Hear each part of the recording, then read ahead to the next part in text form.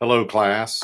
This week, we're beginning our unit that'll last a couple of weeks on the Masters of the Southern short story. We are reading a number of pieces by William Faulkner and Eudora Welty. They bear some similarities, but also some striking differences. And I'll ask you to consider those as you read those stories. You certainly may read other resources that are available on the internet or in the library with regard to the life of William Faulkner or the life of Eudora Welty. Certainly, Faulkner spent some time in New Orleans. He lived in the French Quarter, and while there, he became friends with Sherwood Anderson.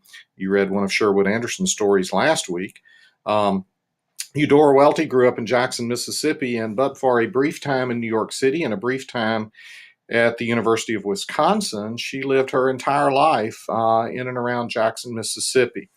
She worked for the WPA, the Works Progress Administration, in the 1930s during the Great Depression as a photographer.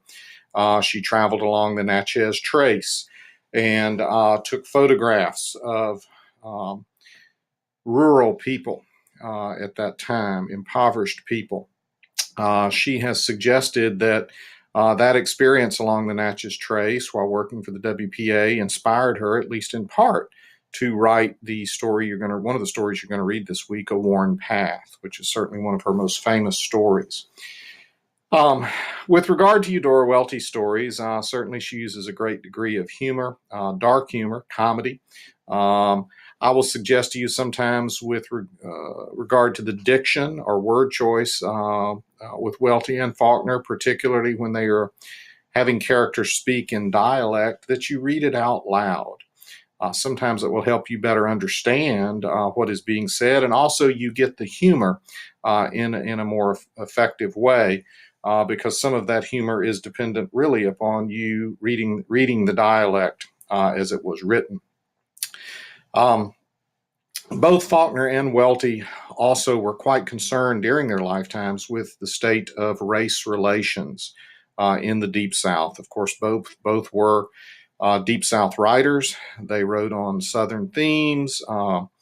Their stories, the settings were in the South, but personally, they were very concerned about race relations, and they did broach that subject in a very real and meaningful way in some of their writings. And I think you will see some of that come across this week, particularly with Faulkner and also with Welty.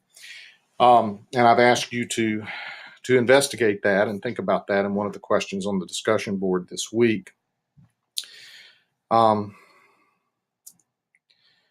I think you will enjoy these readings. I think they will prepare you for the readings next week. I will candidly tell you that these readings are a little bit harder to get through. They are a little more difficult in terms of reads, particularly Faulkner. Faulkner can be a very dense read. I want you to understand that. It is certainly not a surface level read. You're going to have to read it, and parts of it you may need to read 2 or 3 times to fully understand it. Faulkner created a mythological county, if you will. It was called Yoknapatawpha County. It was based upon the county around Oxford, Mississippi, where he lived. He also created the fictional town of Jefferson, which more or less was based on the town of Oxford, Mississippi.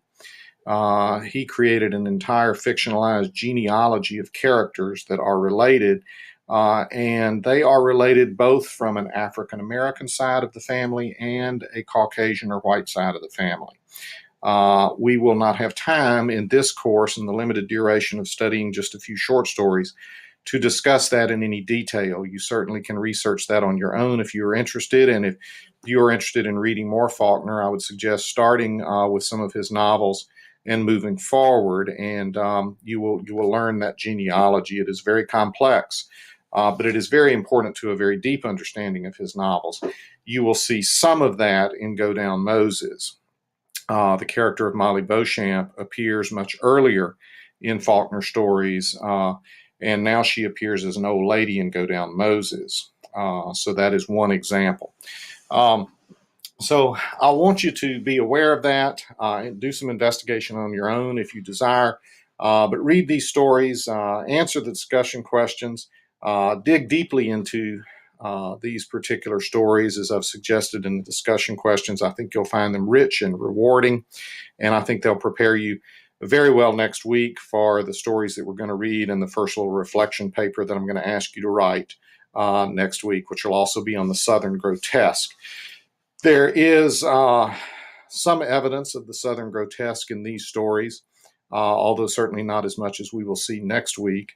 The Southern grotesque is a motif of characterization whereby a particular character has very serious physical or mental flaws or deformities, and that character figures powerfully in the theme or moral of the story. And it helps the writer to examine certain moral issues in the fabric of the day. The Southern grotesque is certainly something that has continued up until this current day with very contemporary Southern authors.